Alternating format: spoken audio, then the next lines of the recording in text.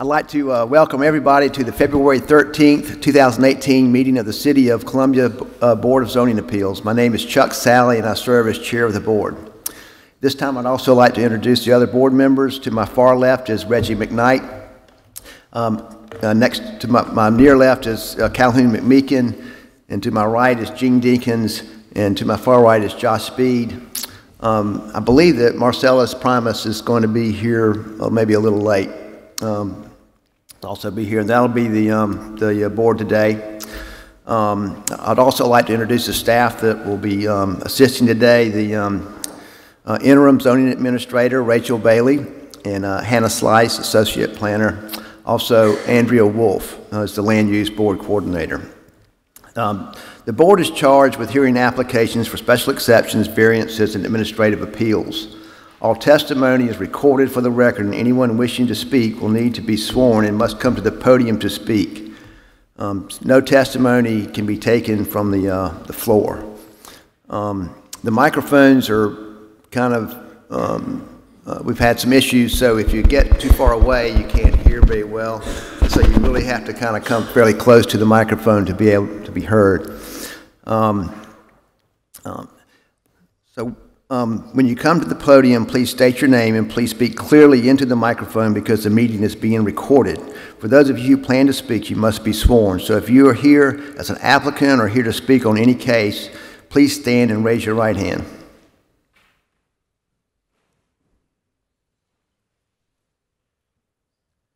Do you affirm or attest that the testimony you will give today is the truth and nothing but the truth? Thank you. At this time, I'd like to turn it over to Ms. Bailey. Good morning.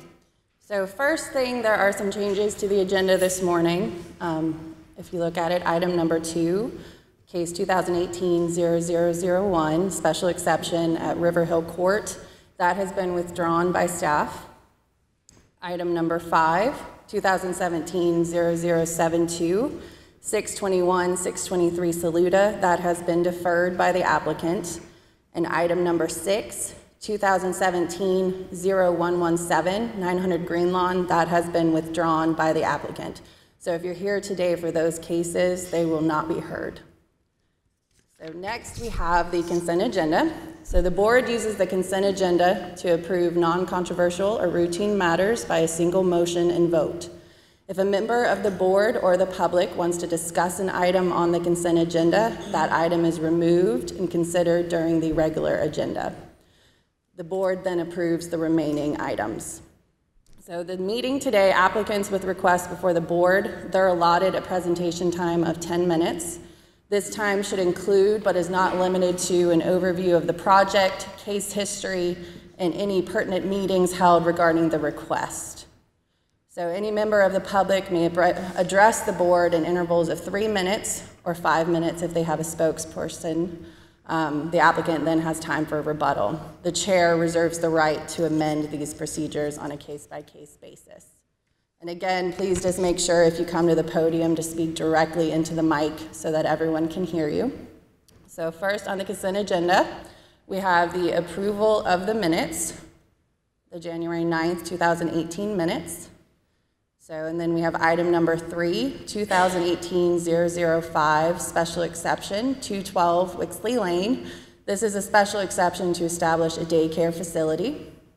And item number 4, 2018-006, 7725 Kaufman Road. This is a special exception to expand the footprint of an existing elementary school. If anyone wishes for an item to be removed from the consent agenda, please let us know now. If not, back to the board. Thank you. Just for clarity, we're getting ready to vote to approve special exception at 212 Wixley Lane, and also the special exception for 7725 Kaufman Road. So if you were here about that and would like to speak about it before we vote on it, you need to have it removed from the consent agenda now, which you can do by raising your hand. I see no one. Make a motion to approve the minutes from the January 9th, 2018 BOZA hearing and the consent agenda I would make that subject to any, to everything that's referenced into those applications, including staff comments.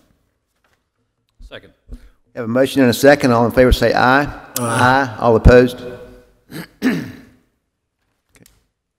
right, the first item on the regular agenda is case 2017-0119, Patterson Road, tax map number 16316-0101. This is a special exception to establish a multifamily development. If the applicant is here, they can come forward now.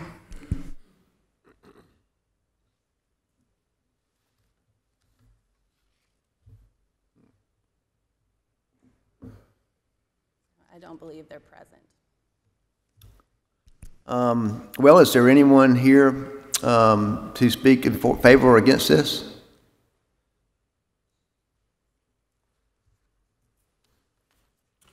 Carl McKinney. I'm past president of St. Mark's Wood Neighborhood Association. Yes, sir.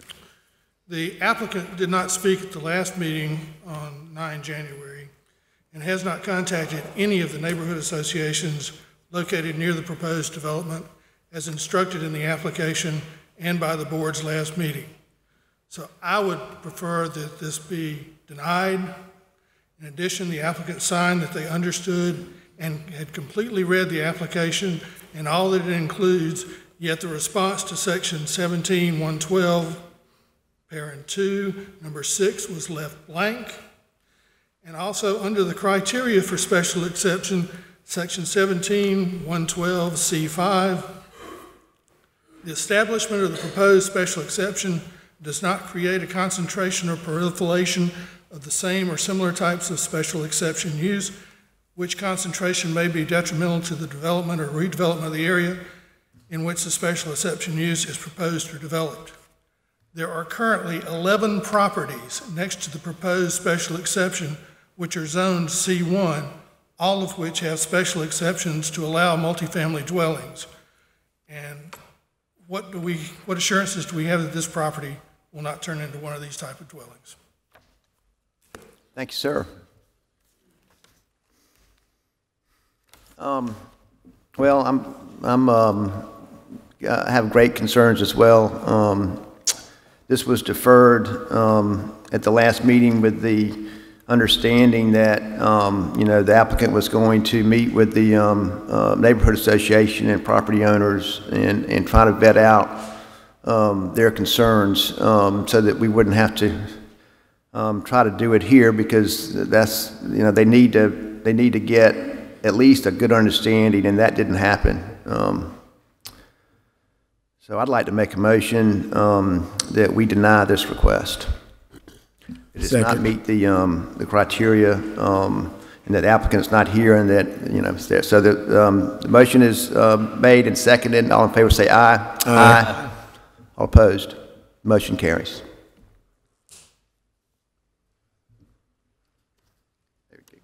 The next item on the regular agenda is case 2018-0002 at 2002 Green Street, Suite B, tax map 11385-0107. This is a variance to the parking requirement for a restaurant use. So, and if the applicant's present, they can come forward.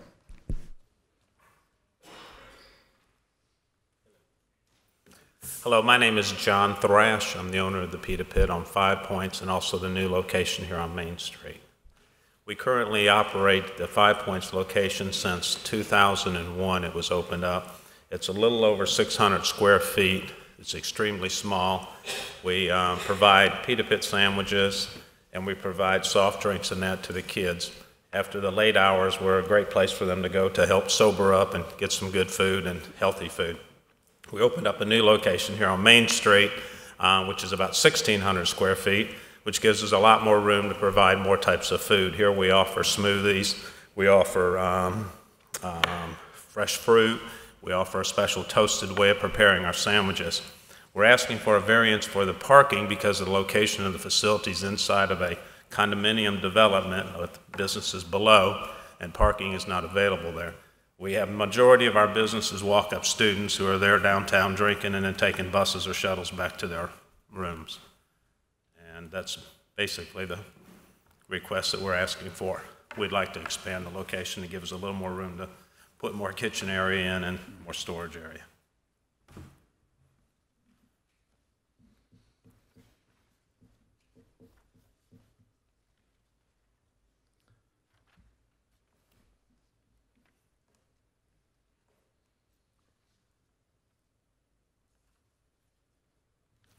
Is this next to Pita Pit? It's the existing Pita Pit. Oh, that is it? We're just Right. moving it over. There used to be a bar there. There was Right. a bar, the Tavern on the Green. Right. And then Tattoo Parlor took up 2 of those locations. Right. And we've got to have under contract to buy that location so we can combine the business and give us a little more room. Right, so there's a bunch of metered parking right out in front of that area. Yes. And then this was a special exception that was already granted for zero variance in the parking. And because of the expansion of the restaurant area, you have to come back at another bite at the apple to see if that's applicable. Yes, sir. Yes, sir. Basically, the parcel just consists of the building here, and that's it, is that correct? Yes, yes, we just have we own the interior, the walls and that are part of, yes. Yeah. Very good. Any other questions from the board? Is there anyone here to speak in favor or against this application?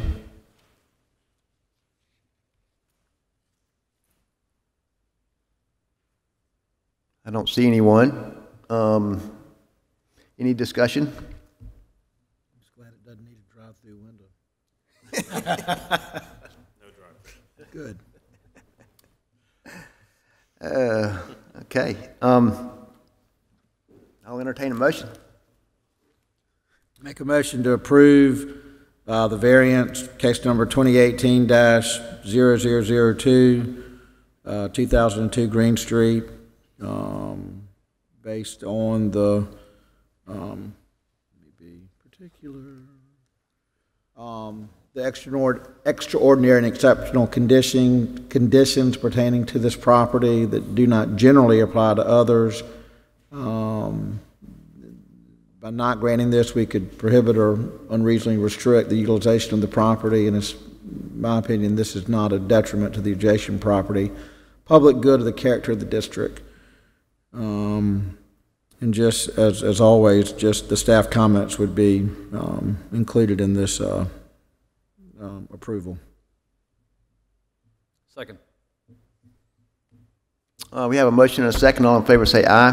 Aye. All opposed?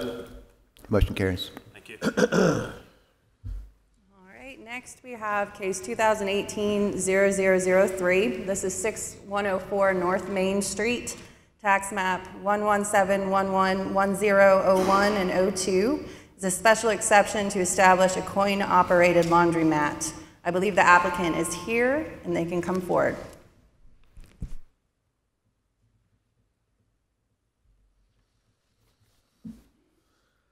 Good morning, everyone. My name is Umesh Patel, and I used to live in Chicago. We moved here in 2009.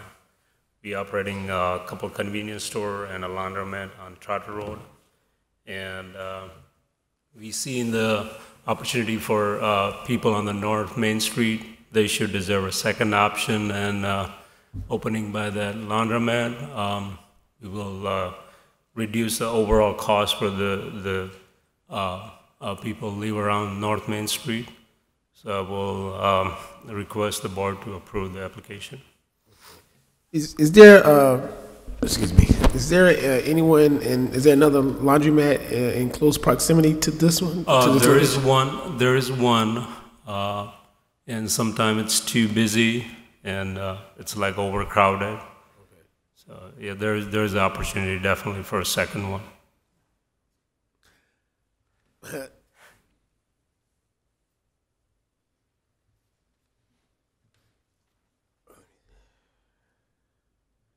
You know, North Main Street is kind of busy. Did you figure out any type of any plans as far as how would there be a back entrance to it, or how does that go? How would that work? I'm sorry, say. Would there be a back entrance? It's only one entrance you're proposing? There is a couple entrance. There's two of them, I believe. Okay. So, okay, the reason I ask is I actually live on North Main Street. And so, okay, there's a store right next to it, correct? Yes, it is. Okay, so there, you'll have an entrance there, and then what about behind it? Would you have one behind it? I believe there is an entrance between the gas station and this property. Okay, you just said, okay. Yeah, there's one. Mhm. Okay. All right, thank you. Have you spoken to the neighborhood association or any of the neighbors in that area? Not yet, but we can definitely, get some approval. Well, the board received an email this morning from the Fairwood Acres Harlem Heights community, basically addressing concerns. I don't believe that they've had a chance to speak with you about this proposal, and I would think it would be in your best interest and the best interest of the community if you would consider a deferral of this action until you've had a chance to meet with the neighbors and discuss what your plans are, so that they don't have to come here and basically kind of you tell the plan and they come up and express their concerns. It saves a lot of time if those things can be hammered out, and if you can't agree on everything, you can't agree on everything, and you can bring it back to us. But since you haven't really had a chance to meet with them and they've requested that, would you consider that? Yeah, we will definitely talk to them, we will try to talk to them like this is our plan is, and see what they suggest. Very well. In that case, I would like to make a motion that this special exception be, is it a variance or a special exception? Special exception be deferred 1 month. Second. We have a motion and a second. All in favor say aye. Aye. All opposed? Okay. Thanks very much, and hopefully you can have a chance to meet with them. I think Rachel can give you some contact information, and, all right. and we'll go from there. Appreciate it. The next item is number 10, 2018-0004, 3030 North Main Street, tax map 091110603. This is a variance to the sign height requirement. And the applicants are here. Good morning, Board. I'm Rob Turner. This is my mother, Carolette Cromer Turner. We are with 101 Meridian Properties. Our company is also the owner of Cromer's Peanuts. May I get you to come just a little closer to the mic? Apologize. Good morning. I'm Rob Turner. I'm here on behalf of 101 Meridian Properties. Our company is also the owner of Cromer's Peanuts, and this is our application for a variance from the applicable sign requirements so that we can put our historical peanut sign at street level in front of our new building. Would you like to speak for a moment? I'm the granddaughter of the founder of Cromer's Peanuts. Our sign has been out front of our building since the early 50s. It's an iconic sign. We feel very strongly that it represents really who we are, and we just feel that it would be a wonderful addition to that location. So many people identify us with that sign. We're one of the oldest companies, family-owned, still in Columbia. So we're asking for a variance. I'll let my son speak further on that. Sure. So a little bit more back to the specifics of the site, and I apologize, I don't know whether it's heading north, but out of town, away from here. Do you have your application handy with the? I know I have the materials up there. What I'm trying to say is, as you are speaking to the uniqueness and why we're seeking this variance. Yes, sir. And all I wanted to do is it helps us in formulating this if we can go down those criteria, because we have specific criteria. You can expound on them as you go, but if we kind of go in order, then it'll help. It'll help with us. So I think the first criteria is that describe the extraordinary and exceptional conditions such as size, shape, topography that pertain to the subject property, which you were getting ready to do. That's what I was trying to address. So the first point is probably the most important, which is we have the SC DOT right-of-way on our right, immediately adjacent to our building. So the property or the structure is nestled back. It is hard to see until you come right up on it, and especially as you're leaving town, where the Capitol is behind us, cars are driving at a higher speed, and you don't come up on the property or don't see the building until you're really right on it. So with the applicable sign requirements right now, to have a very small monument sign, it would make it a challenge for our customers who drive there to see us. They would be right up on it. That's probably the most important one that I wanted to stress and just talk with you guys a little bit more. Everything else you've seen in the application as to why we think that it is a unique enough structure, the way the facility sits, that we're asking for the variance. My mother, Carolette, spoke a little bit to the historical context of the sign, but this is something that has been flying in the city for over 50 years. I would just like to disclose to the board for the record that Cox and Dinkins was hired by the Turners for the design, civil engineering design, and land surveying of the property. And I absolutely do not have any financial benefit or anything to gain on this discussion. I just want to throw it out there for the record in case anyone has a problem with me voting on this matter, but we are finished. And I want to disclose that for the record. I believe the bus has left the station. So, in furthering this, as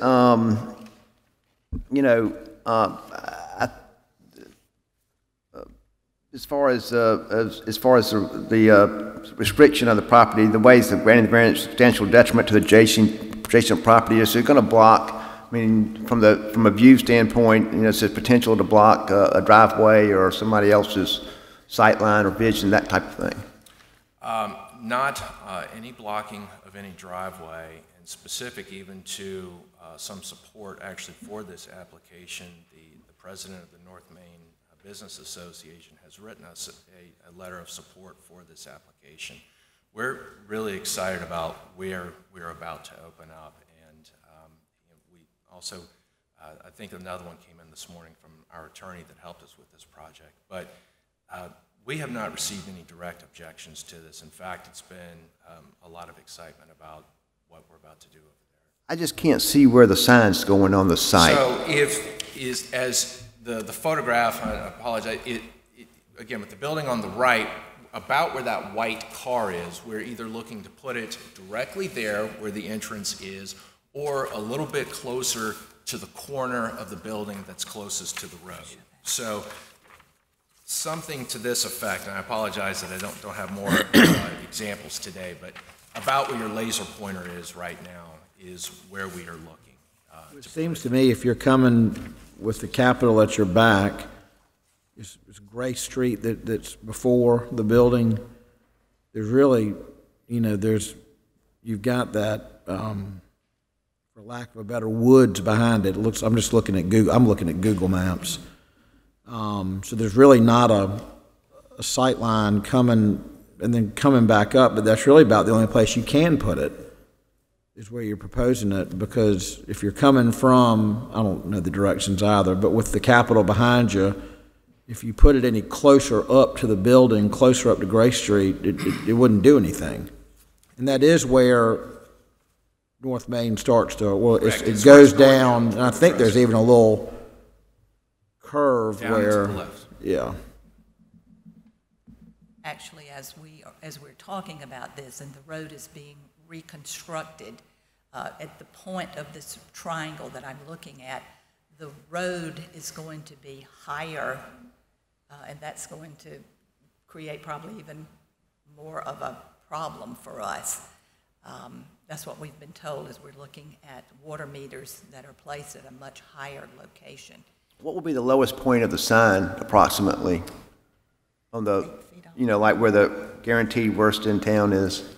So if it's 3 peanuts, so the lowest one would be, I'm about 6 feet, it would be about 8 feet off the ground, 8 up to, I think we'd put 17 feet in in the application as a Right. maximum height. So you would have plenty of clearance underneath the sign if you were in a car. It wouldn't be like it would be down. If it was a monument sign, it would be more detrimental to view sites than it would be if it's up. That's right. Basically, as far as traffic is concerned. That was a However concern. it is placed, though, vehicles will not drive underneath it. Right, no, understood that, right. It'll still be backing away, but if somebody were coming out of a driveway or something like that, it wouldn't be something that would keep them from seeing oncoming traffic. Correct. Exactly. Yes, absolutely. Right, okay. Is there any other questions from the board? Is there anyone else here to speak in favor or against this application?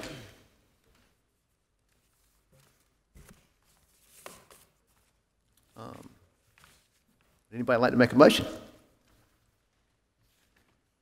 Make a motion to approve the variance request for 3030 North Main, case 2018-0004, to allow the variance of the sign height requirement. It's my opinion that this property does have extraordinary and exceptional conditions that do not generally apply to other properties. By granting this variance, it's my opinion that this would not prohibit, if we don't, that it would prohibit or unreasonably restrict the utilization of it, and I don't see that it would be a substantial detriment to adjacent properties, to public good, or the character of the district being harmed. The historic nature of the sign. The historic nature of the sign, I would just, as an aside, I think it's a great thing for this area, that it's just a continued confidence that people are willing to make investments in this part of town. I think that the reasons set forth are the minimum necessary, and that this variance, should we grant it, is in harmony with the general purpose and intent of the zoning ordinance. It's not injurious to the neighborhood or otherwise detrimental to the public welfare. Would also include the staff comments that are found in the summary. Second. You have a motion and a second. All in favor say aye. Aye. All opposed? Motion carries. Thank you very much. And when do you all propose the opening, the grand opening? Thursday. Soft opening on Thursday. Soft opening Thursday, grand opening probably about 2 months out. Sounds good. Thank you so much. Yes. All right, the last case on the regular agenda is item number 11, 2018-0012. It's 413 Pendleton Street, tax map 089110107. It's a variance to the street protective yard requirement. So the applicant can come forward.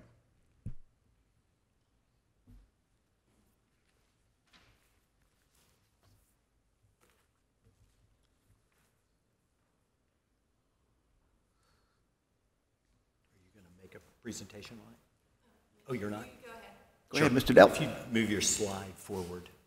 I'm Fred Delk. I'm the Executive Director of the Columbia Development Corporation. We're here to ask for some assistance involving, we would prefer not to do a landscape buffer along this portion of Pendleton Street in front of our project Stormwater Studios. I'm glad to describe the reason why. If you take a look, if you'll go back a couple of slides to show the entire street there. Here, this is Pendleton Street. This is almost a street that does not exist, that Stormwater Studios is being built on. Pendleton Street is a part of the downtown street grid, but this is the only single unimproved section of the street grid in downtown Columbia, one block between Eugene Street and William Street, which is unimproved also. In this piece of the street, there is basically, there's about 30 feet of pavement that exists there. If we were to build a landscape buffer, it would be 60 feet back from the edge of the pavement.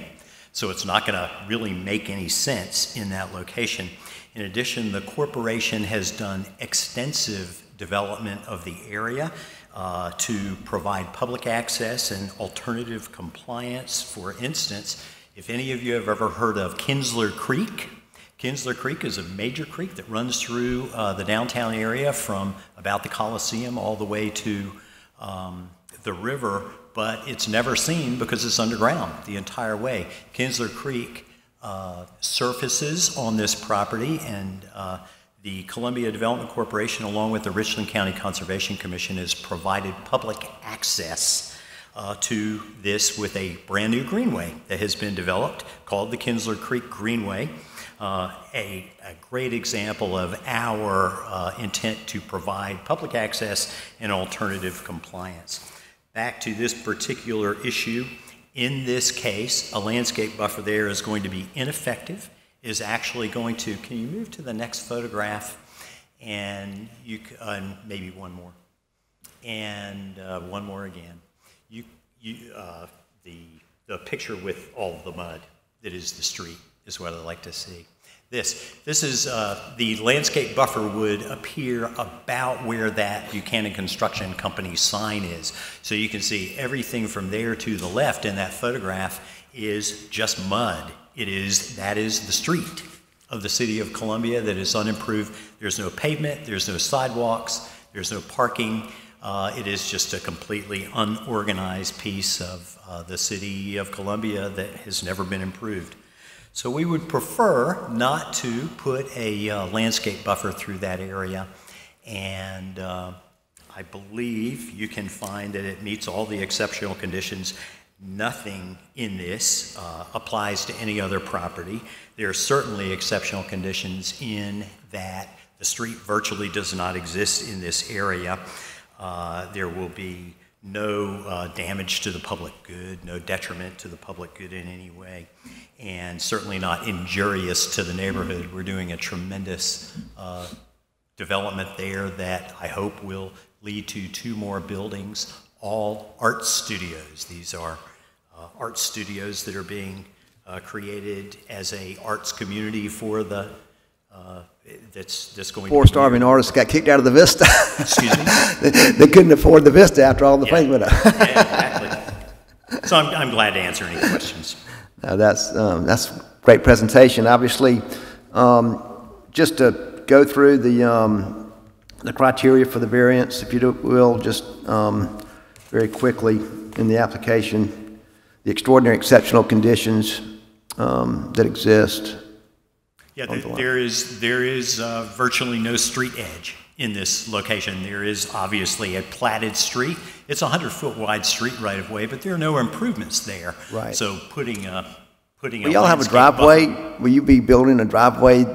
We have a driveway, and you can see the driveway. Already exists there, right? Yeah. And all the improvements, by the way, have already been completed for the park along Kensington. Yes, the park is complete, and in fact, I have a photograph. If I can pass it out, I didn't know whether that was. I think there's some in the application. But I have an aerial photograph of the improvements, and so I have that available if you'd like to see it. So you've really, and that number 2 is, I think, answers that those conditions don't generally apply to other properties. I don't think there is another place in the city of Columbia anything like this. And that would basically, that the ordinance would effectively prohibit or unreasonably restrict the utilization of the subject property. I cannot say this is going to restrict the utilization of the property. It is completely nonsensical. It just is not going to make sense to go out in that area and put a landscape buffer in an area where it looks like it's running down the middle of a field. We've built a nice building there. We're going to have a lot of people coming into the area. Again, the city of Columbia has not provided any improvements in this district. And I think number 4, you've answered, but just specifically that it will not. In granting the variance won't harm the character of the district. I mean, you're basically developing the character of the district, but this is a warehouse part of the neighborhood. It's also in the Inna Vista district, which is supposed to set up opportunities for art and artists, and so this is the first opportunity that has been taken advantage of in the Inna Vista district. Okay. And then in the number 5, the variance request, the minimum necessary, I believe you've answered that as well. That requirements of a landscape buffer in the area actually enhance the district and the development of the area. And that it's in harmony with the intent of the zoning ordinance, will not be injurious to the neighborhood or otherwise detrimental to the public welfare. I think it's a great improvement for the public welfare. Is there anyone here to speak in favor or against this application?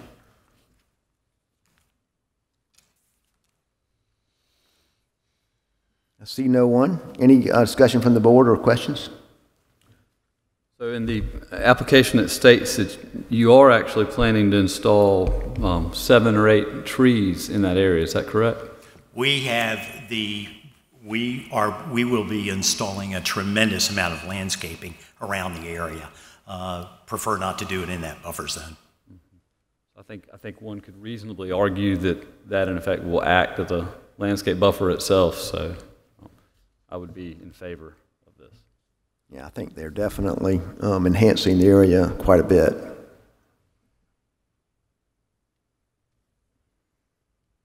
you like to make a motion? Sure will.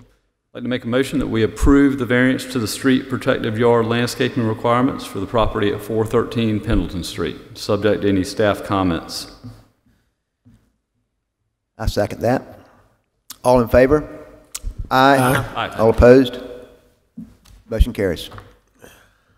All right, under other business today, we just have elections of chair and vice chair to take care of before the end of the meeting.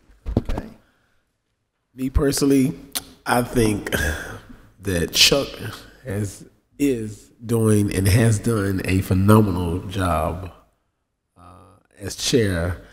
And I would also like to suggest for vice chair, Calhoun, the gentleman that I have the pleasure of sitting next to for the last few years.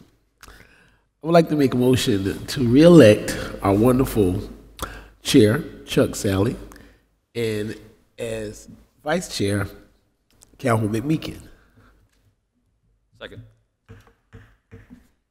Can we get a vote? Motion and a second. All in favor? Aye. Aye. All opposed? Motion carries. And that's all that's on the agenda today. Yes. It's kind of like the Three Stooges where they look for a volunteer. Mo and Larry would step back and poor old Curly be standing right there.